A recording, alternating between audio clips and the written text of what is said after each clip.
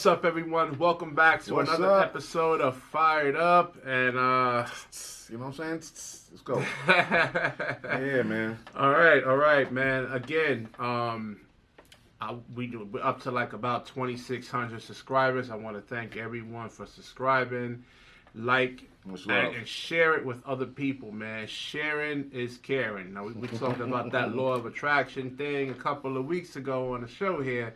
When you share and you share things, the universe gives back to you. So definitely share the video.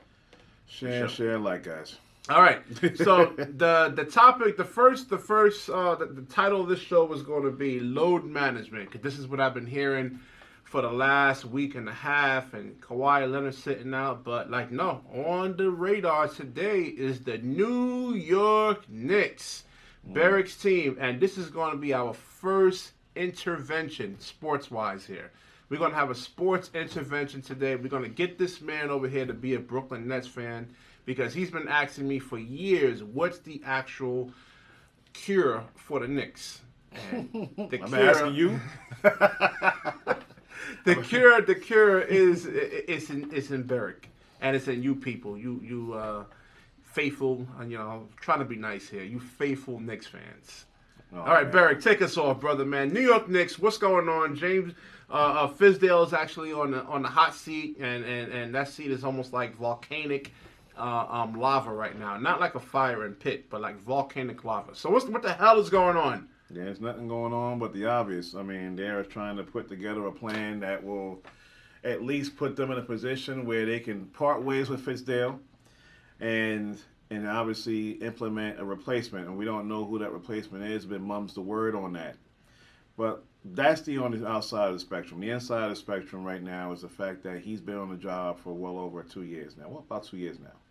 And we do know that when he inherited this job, he inherited a job of a team that's basically on the low, trying to get on the rise.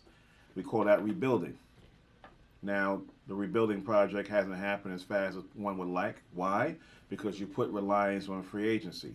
You hope that the money, the MSG concept, New York City itself as a backdrop, will be the lure to bring expecting free agents. Now, some of those free agents did come to New York. They just went somewhere else. They just kind of veered to the right and went over the Brooklyn Bridge.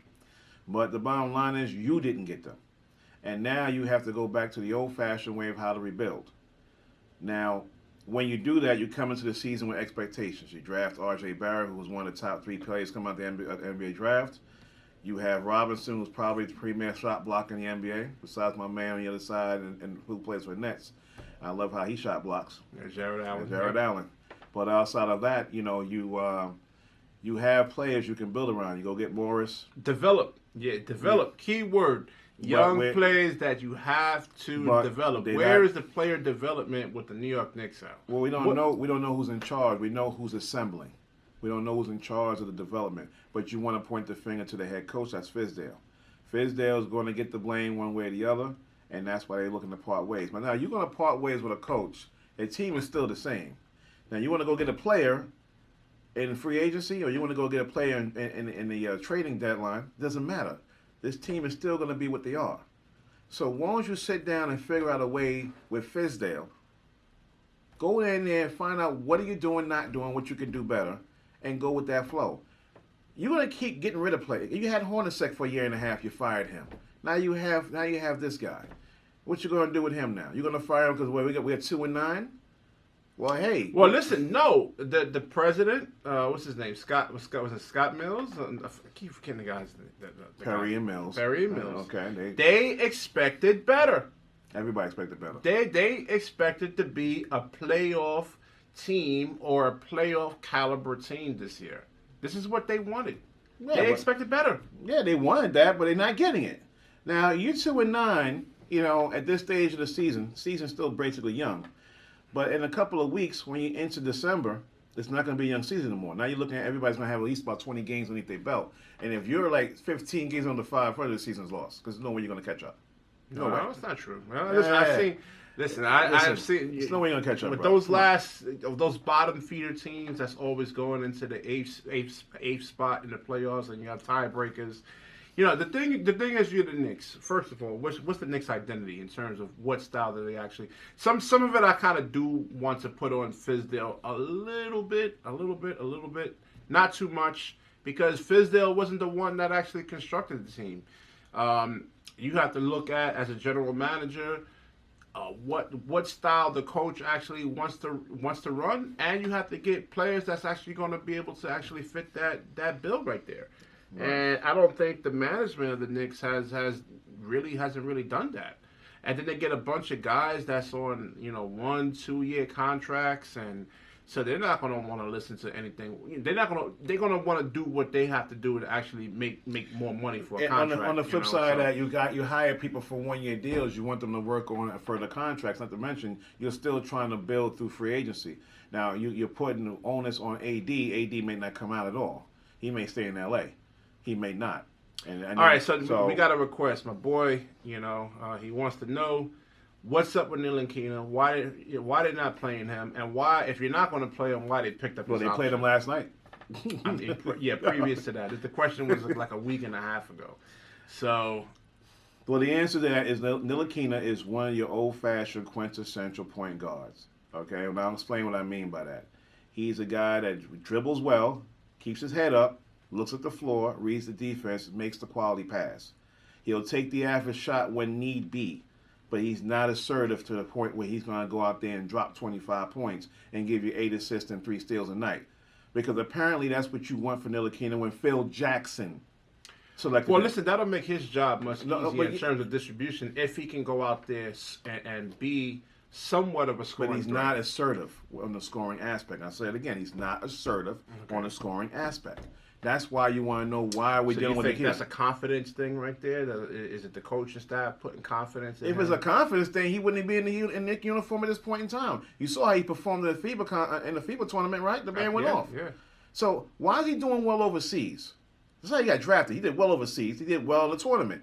But he's not doing it here on the NBA floor. That is the real question. Well, maybe What's going on over there? A scenario might work. I mean, we've seen it with the Lakers, D'Angelo Russell, Brandon Ingram. I mean, all these guys that the Lakers drafted, that weren't doing. Even Lonzo Ball. I mean, before he got hurt, I mean, he actually looks good. I mean, there's some actual improvement in his game. He's not just a fast break player. I see some half court. I'm like, okay, all right. I mean, he's gotten better before. The main thing with him is, can he stay healthy? But I think maybe, like I said, you got to look at player development, man. You have to look at that. Yeah, but you're looking at player development, but sometimes players don't develop even if you're trying to develop them. You can't put too much of an onus on player development. Some franchises do a great job, but it depends on the player. Let me tell you something. This game is played from the neck up. If you're not there, the body ain't going to follow behind you. So it's but so much you can develop. Now, I know what you're saying, but if Ntilikina is going to be this kind of guy, and he's still the same kind of guy, and it's been 2 different coaches, then this is who you're going to get. Now, Phil Jackson drafted who he saw play overseas. We're seeing a different product here. So if we just say, let's offer Ntilikina in a package to trade him, is someone going to trade for him? I'm not sure they're going to. Well, he's a serviceable player. I don't think he can't play. He's not like Anthony Bennett or anything like that. Or listen, the man, like I said, the man is not assertive when it comes to the scoring concept. I'll repeat myself again. He is very good at reading defenses. He knows how to keep his dribble. He knows how to work the offense and make the quality pass. Outside of that, you're trying to figure out where does he fit moving forward. Well, he may not fit at all. To answer your friend's question, why are they continuing to re-up on this guy, is because he does play a quality point guard position. He doesn't turn the basketball over. He makes quality decisions and quality moves, but he's not going after the point production. Like, we know this is a point guard league. He's not living up to that concept. He's doing the basic old-fashioned concept to the point guard position. That's why you're kind of holding on. Well, see, Ben Simmons is that too. I mean, he doesn't want to go out there, even though he can score Ben is scoring. 25. Ben is scoring. That's the same comparison. That's not what he really wants to do, though. He wants to be like a Frank Ntilikina. He wants to just go out, play like Jason Kidd, just pass the ball. That he doesn't want to do that. No, that's what he really. I mean, they want him to be more assertive on the offensive end, but he's happy with just dishing off and getting 10, 15 points. Yeah, that's his primary game. But if he's dropping 25, 10 a game, he has to. I mean, Joel Embiid was hurt, but he has to now. But I mean, I just think you have to cater to the man's strengths. I think you're gonna have to put like pieces around Ntilikina that actually fits. You're not putting pieces around Ntilikina because Ntilikina ain't showing you he can carry a franchise. So you're not putting it around him. What you're trying to do is figure out, can this guy come off the bench and give us 15 minutes of game quality? So your observations on Fizdale and his coaching, and you watch most of the games there. Mm-hmm. What the hell is going on over there? Is it Fizdale's to blame, or is it the management? Do you blame James Dolan? What the hell is going on? Because I think I have the cure, but I want to hear what you have to say. You got the cure? Yeah, I know what your cure is. And your cure is going to be the same as everybody else's, but I'm going to tell you like this. My observation of the New York Knicks organization from a whole is that it's been the same structure since 1986. Okay. Now, the difference between 86 and 2019 is what, ladies and gentlemen?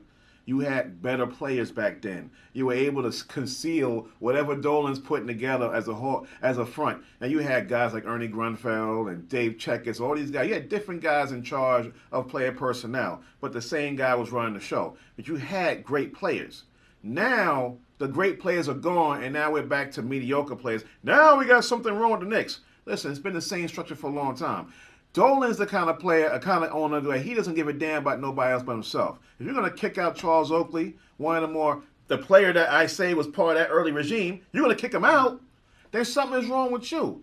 So I guess the cry out there is to get rid of Dolan. You're not getting rid of the guy.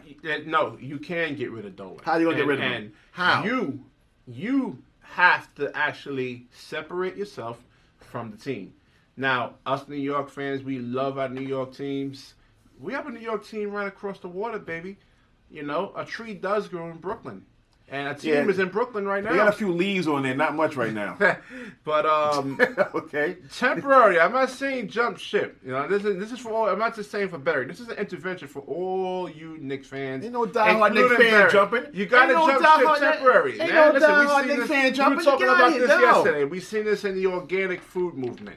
You know, you got companies, let's say Heinz, they were putting out high fructose corn syrup. Mm-hmm. And we know what high fructose corn syrup does to you. Blows out your pancreas, gives you type 2 diabetes. What did people do? It says, hey, listen, we're not going to buy it now. We're not buying it. So they were forced to actually put cane sugar back into the ketchup, you know, which doesn't spike your insulin levels.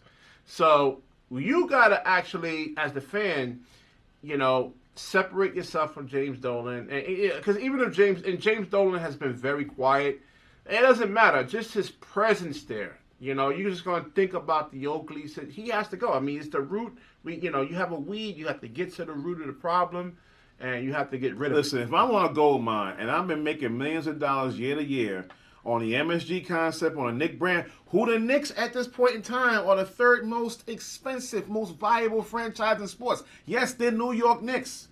Okay? I'm telling you, if I'm Dolan, I'm not walking away either. What you need to do, though, is you have to get to your point where you're still going to make the money, baby. You're still going to enrich yourself. Even your generations behind you are going to be enriched based on what you're doing. But you got to step aside and let basketball people handle the basketball operation. No, I think he's been doing that. No, he hasn't. He's been relatively quiet, except for mostly the Charles Oakley thing. But the thing is that even though Heinz ketchup What you talking about Heinz ketchup for? I'm just using this as a metaphoric analogy. Talking about ketchup. I'm always going to think about them as giving people type 2 diabetes. You know, that even though they put cane sugar back in there, I'm like, you know what? Heinz is bad. So you're saying that Dolan is even high fructose corn syrup? Exactly. That's what you call him? He's poison. He's practically poison. And Mr. Philosophical over here. All right, look, that is right. I mean, the bottom line is he is injecting a culture at MSG where players are not wanting to come there.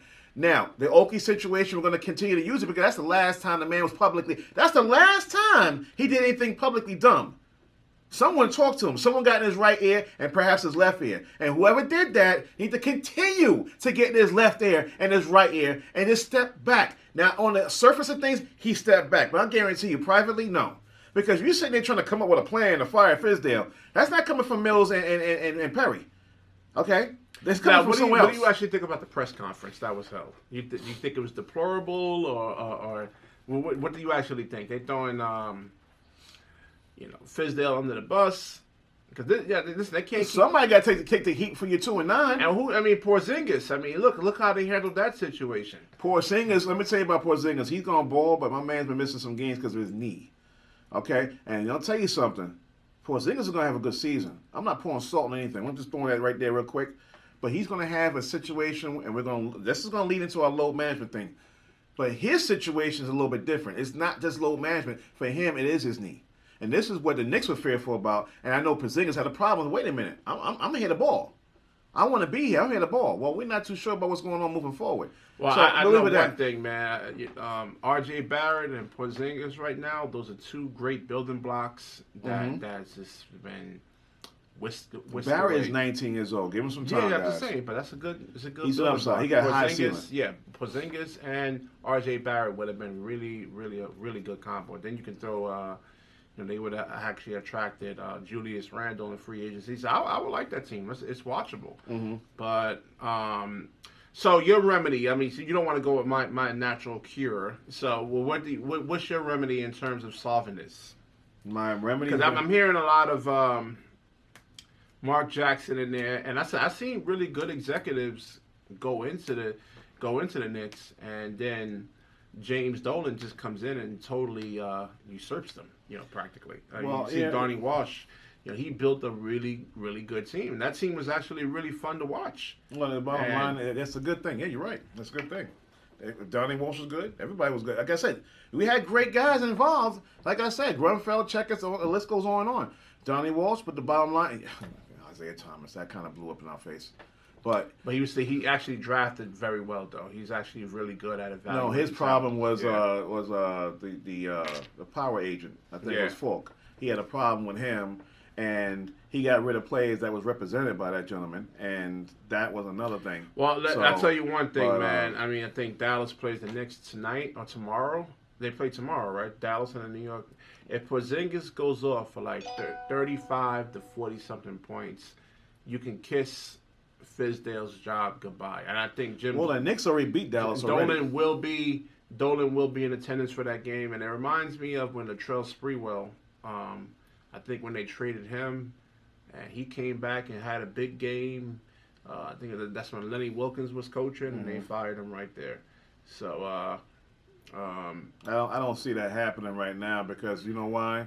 You can't put it on one game when you're already constructing a concept to get rid of him anyway. But neither here or there. So, all right, so you haven't you're not answering the question. What's that?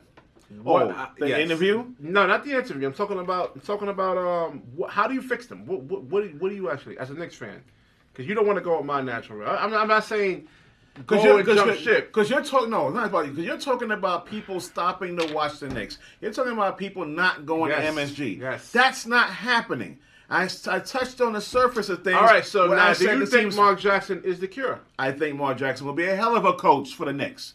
Yes. Anybody disagree with me, please let me know. Make a comment there when the show is over. I think Mark Jackson, you know why? Because Mark Jackson was born and bred here. St. John, from Queens. St. John University point guard. You need players, though. He's from New York. He knows how. Look what Steve Kerr is right now. I mean, I'm sorry, did Mark Jackson not have that same team that Steve Kerr inherited? Yeah. Okay, we'll leave it at that. So, why not hire the man? Why not? Why are you not hiring? Because the man has a backbone. He will speak back. He's an alpha, practically. That's He's an alpha male. And that's what put him out of Golden State. I think that maybe Dolan's looking for a beta. But he's so New York. Wasn't he the point guard in New York for the Knicks when you had Patrick Ewing and Kenny Skywalker and all these boys back in the day? Hell yeah. That was your man. So he was born and bred, played at St. John's, right there in Queens, and then he played for the New York Knicks. He was drafted by the Knicks. He was been here in New York forever. He's still here in New York.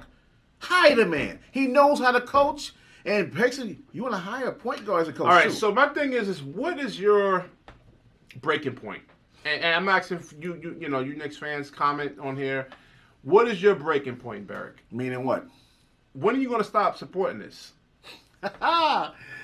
You know what? I got so many scenarios, man. If you got a bad car you love, man, you're going to keep trying to fix it. You know why? Because you can't get emotional. Yeah, because you love it. You can't get emotional with a car.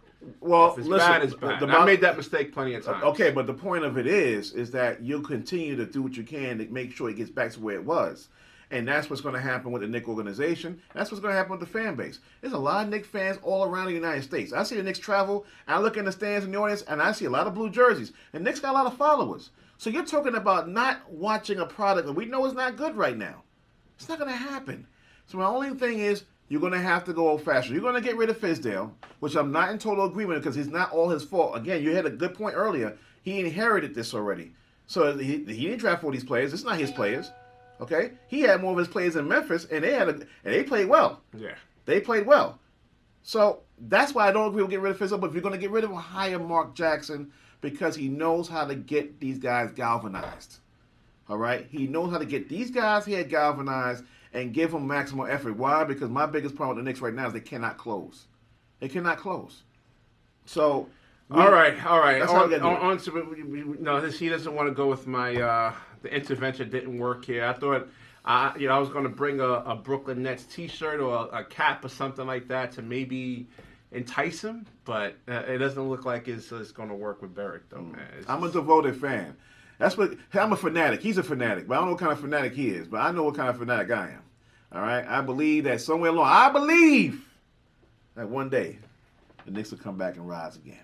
I don't know. Maybe after James Dolan actually, disappears somewhere. Right. All right. Next topic: load management. Yeah. Oh man, this has been a big issue. I don't think it's a big deal, but it's not a big deal, but it's an issue. It is an issue, I guess. And it's in many fans' eyes who haven't played basketball. But if you played a lot of basketball, you would understand that, you can kind of understand some players do need load management, depending on the way their bodies are built. But, all right, your take on the Kawhi situation, sitting out TV games, because why is anybody surprised? It was understood that before he got to the Clippers, they were going to ask him to take 22 games off. They were going to manage his minutes. Yeah, they're going to manage his minutes. Yeah, that's it. They're going to manage his minutes. Listen, it's slowly happening in every sport. I mean, I won't veer off too much, but certain players like the Giants, they got Saquon Barkley, and they're already talking about managing his plays. So it's starting to happen in every sport. Why? Because the physicality in every sport has changed. You got bigger, faster players, more lengthier players in basketball right now. A lot of high screen pick and rolls. Everybody's running into people, and it's a little bit more than what it was back in the day when you hand checked. It was 1-on-1. It was very little zone. That way, things like the motion offense and the triangle offense flourished because you can hand check. Now those offenses are not flourishing. In fact, you can't see them no more because things have changed. So these physicality of the players have changed. The quickness, the hard banging, all of it's changed. Home games, I think personally, you need to get rid of them, but they're not. So a lot of these things are taking a toll on these players, and then the superstars themselves are still being counted on to at least perform at least 30 to 32 minutes a game at a high level. So now you're hearing things like, we need to go back from 82 games in the regular season to now 74 games. I don't think that's going to work, but that's what they're thinking about because this load management thing. And I think personally, in my personal opinion, based on your question, if this is going to help keep your product, the superstar, the guys that are carrying your league, if it's to help keep them afloat, especially near the end of the season, that's where the NBA is making most of their money, is during postseason time. And if these guys are hurt, like, okay, well, I'm watching a series of who's a Milwaukee guy. Yeah, they don't have Giannis against Brooklyn, and they don't have Kyrie Irving. That's a boring series. Exactly. It's a boring series, exactly. And the NBA is going to lose ratings. So the NBA is supporting load management because they want to protect their stars. I'm supporting it too. As a guy who played a lot of basketball, I didn't play professionally, but I understand the difference between hand checking and not hand checking. They're saying, it's easier today because you can't hand check, so it's easier for the offensive player. But you got to look at it for the defensive player too. Me being able to hand check, it gives my knees somewhat of a break. If I can't hand check someone, man, now I'm relying on a lot of my lower extremities. I played a lot of basketball. Like I said, I haven't played professional ball, but I played in tournaments. I played a lot of 3-on-3s. I played a lot of full courts, for the last 18-something years. And everybody that knows me personally knows I was out there. And I know the difference between hand checking and not hand checking. It's actually easier for the offensive player, but it's much harder for the actual defensive player. Now you look at Derrick Rose in his heyday, his prime. And a lot of times you can't comprehend these guys' explosiveness on speed on television until you play against them in person. But when I see Derrick Rose in person, I'm like, oh my. I mean, I'm sorry, not in person, on television.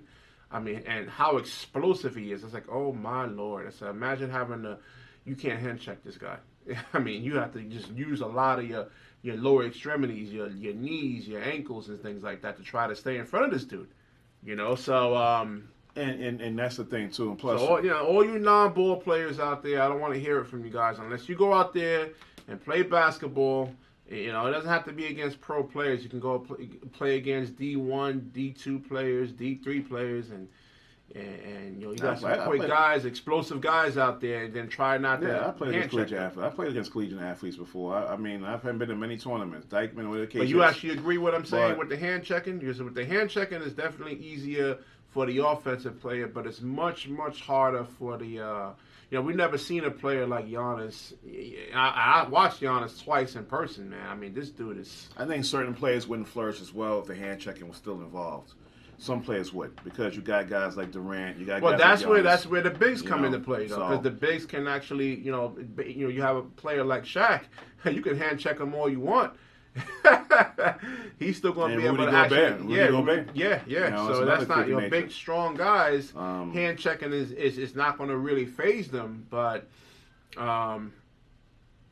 have to look at the concept too. That we already touched base on what the NBA is trying to protect. We already touched base on the fact that we know that, this is making it more easy and more watchable when teams are scoring. Because let's face it, they got rid of the hand checking because the games were down to low scoring. The final score was 87-83, and it was compelling if you were a defensive player. We have defensive-minded players. I run into them all the time. Yo, man, I love playing D. But the thing is, now you're still trying to sell that product. That product is scoring points. And there's certain players that are just different. I mean, looking at Anthony Davis and who's balling right now? Yeah, Anthony Davis. And he's hurt. He's hurt. His shoulder's hurt. But he's still playing. Some players, he's still playing, by the way. But some players are just more prone to injury. Like when Amari Stoudemire signed that 5-year, $100 million contract with the Knicks, the doctors looked at it. His knees were made of practically like toilet paper in a sense, though. But he had really powerful calves. Like his calves were like double what. He compensated. He compensated for it. But load management would actually help out on Amari Stoudemire. You can't play Amari Stoudemire 82 games. So you have the actual physical facts on it. So what do you think about LeBron saying, I don't believe in load management, I'm not even buying into it, I'm going to play my game? His body's built differently. Some players, they have. And I'm glad you said that, because this is the other concept, the final piece. As ball players. Now, of course, when I played ball, things were different back then in terms of preparation. I believe highly in preparation because I'm more of a football guy and a basketball guy, a little bit more football. But in both sports, it's both preparation. And we're talking about not just in the off season, but during each game, you have maybe 1 or 2 nights off. It's the workout regimens. What are you doing to recoup? How you're resting? You're getting your massages. Things like this are very important. But it's the workouts. I mean, guys like I know now, they're getting underwater and they're running. They're getting underwater doing push-ups. They're doing a lot of different crazy things now to get their body ready. LeBron is that guy that's doing it. Maybe some of these players need to ramp up some of their workout regimens to get their body ready. Well, but you're asking guys like DeMarcus Cousins to get switched on to Russell Westbrook to try to move laterally. That's what's happening today. That's what I'm saying. We're talking about durability too. That's what I'm saying. I mean, he can do it, man, but he has to do that night in and night out, man. It's gonna, especially with a big guy like Joel Embiid, DeMarcus Cousins, the way their body's actually structured. They're not going to be able to do that over an 82-game stretch. Yeah, but you can monitor their minutes during the game. And you call a timeout to get them some rest. And if you don't think they can match up well in this particular situation, they're going small, you're going big, and then you know what? Put them on the bench for a few minutes. Figure out what's going on, put them back out there. There's a lot of different things that a coach can do. These are why some coaches are well at what they do, and some coaches haven't figured it out yet. Well, one thing I did notice with Brook Lopez in the playoffs last year, one of the weaknesses with him, when he was with the Nets, he was slow-footed. He gets switched on to guards. They just blow right by him. Same thing with Kevin Love. But then when he got traded to the Lakers, he says, "Hey, listen, I'm working on that." And And when he got to Milwaukee, when I seen him in the playoffs last year, he got switched on to point guards. And I'm like, wow, he was actually staying with them. Yeah, he was moving, able to move laterally with them. Preparation. So, oh man. But like even all right. So let's get into we're kind of a little pressed. All right, go ahead. So all right. So now Colin Kaepernick. You wanted to touch on that, Berick. What's going on with Mr. I want to touch base on Mr. Kaepernick real quick, because what happened is that, and usually we're not much for reporting things that happen, at the moment or recent, like we're talking about within 24 hours, because we're more of a YouTube show and we just want to talk about things that we all know about more or less. But this particular case, Kaepernick has been called blackballed from the NFL. I mean, basically, he wanted settlement with the NFL, and now he's wondering why he has not been on the field for the last 3 years. Well, now the NFL has said this Saturday at the Atlanta Falcons practice facility, there will be people from the NFL representing every team, and they're inviting him to put a workout together. Now, before game day? Well, there's no games on Saturdays. No, I'm talking about Sunday. Well, that they should normally do this. Don't they have normal tryouts on Tuesdays or something like Tuesdays? Maybe even. No, like you wouldn't have it on Tuesday. Friday. You wouldn't have it on Tuesday because that's when the team is normally practicing, unless they're on a bye. No. I mean, it's Monday, so most NFL teams will take the day off on a Tuesday. They just played an NFL game. Well, if they're playing Thursday, they won't be taking Tuesday off. If they played a Sunday night game, Monday's always a day off for most teams. Some teams practice on Tuesday, some practice on Wednesday. Yeah. By Wednesday, the game plan for next game is already implemented. So anyway, the bottom line is you would probably want to surmise why he's not practicing on Tuesday. But this is a little bit of a situation where you might want to call the setup. And the NFL has to straighten out their image on this a little bit, because we know this man is better than half the backup quarterbacks in the NFL right now. And he haven't even been invited for a tryout. Well, we got to straighten that out. So let's make it clear that we know he's getting tried out this week. So listen, the NFL's bottom line has been affected. Out of the 360-something million people in this country, 200 million people of those 360 million are conservatives. I mean, people that love this country, and I think that's got nothing to do with football, bro. Well, doesn't the NFL represent patriotism? They always show on the American flag, and they support the troops. And they're the ones doing it. Where's the other friend? Yeah, but where's the other sports? You don't want to, you're kneeling for the national anthem. That turns a lot of he kneeled. Yeah, that's what I'm saying. It turns a lot of people off, though, in a sense, though. And it turned people weren't watching it at some point. These conservatives, which do make up a lot of the NFL's audience, don't want to watch the product, and they don't want to watch it anymore. That was their decision to do that. And in fact, those same people that didn't want to watch are probably going to watch now. Let me tell you something. Football is the most watched sport in America. Yeah. Bottom line. All right? Now, at the end of the day, you have a right to your opinion. You can sit there and say, you know what, I'm not going to support this stuff because this guy's kneeling. He's disrespecting the flag. He made a choice to do something, and he stuck with it. So you gave him a congratulations for that. However, the bottom line in the NFL hasn't been compromised because these boys are still making money. What got compromised is this man's attention span being taken from what the NFL is all about. We're worried about more of this man kneeling down than the game itself, then we got a problem with that. That is where the whole core of the issue is. Now, 3 years have gone by, and now this man is getting a tryout. Because the NFL, it took 3 years for all 32 owners to sit there and say, you know what?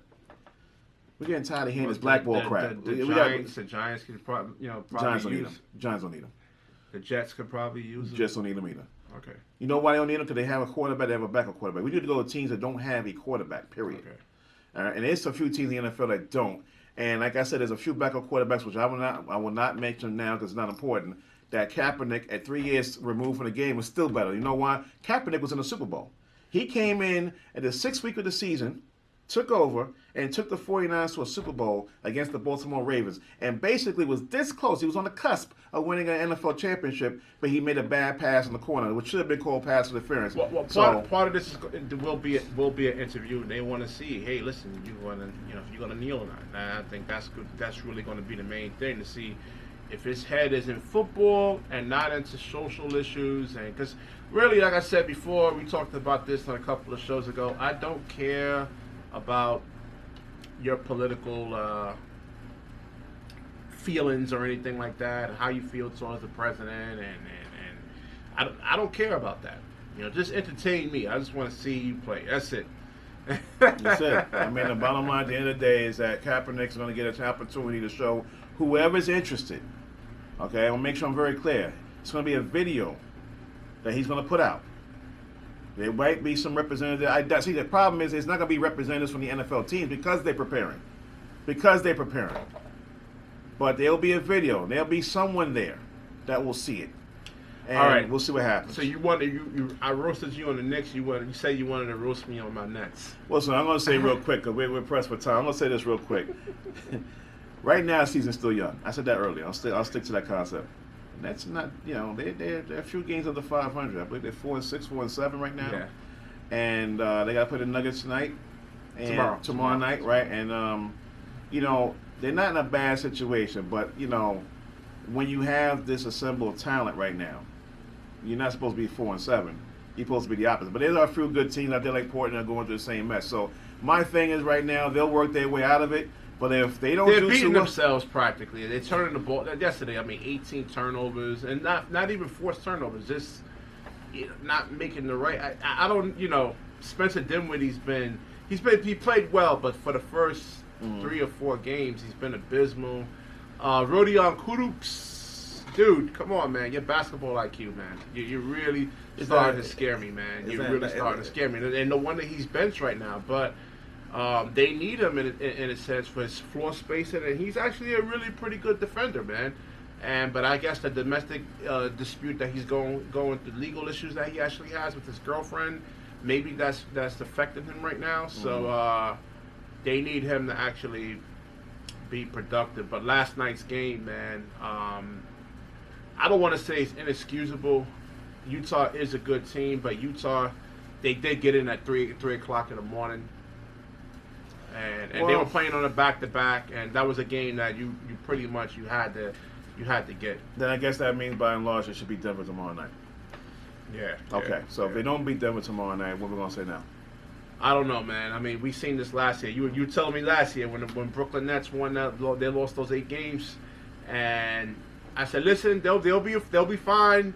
Don't worry. I said, they were beating themselves, and you didn't agree. And they turned it around and won the next 8 games in a row, and no one propelled them into the right. The but no one's seen that streak coming, and it happened anyway. So kudos to that. I'm not saying they won't do it this year. This is a better assembled roster this year than it was last year. Yeah. So again, this is not something Net fans should be. Well, again, and not everything is about talent. It's about fit.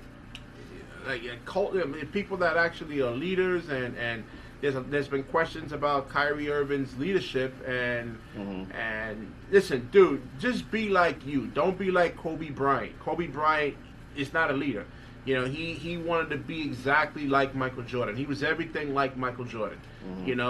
Leaders actually take pieces from different players and then kind of mold themselves into. You look at Drake. He loved Kanye West. He don't sound like Kanye West. He has his own style and stuff like that.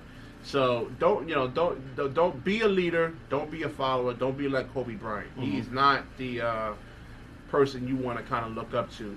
When leadership is actually talking. 'Cause I don't think he's a leader. So all right. But they'll get back at it. They'll get back at it. All right, we're going to wrap this up. Again, like, comment, share. Remember, sharing is caring. Sharing is caring. Comments alike. All right, guys. Thank you very much. We appreciate it. Thank you so much.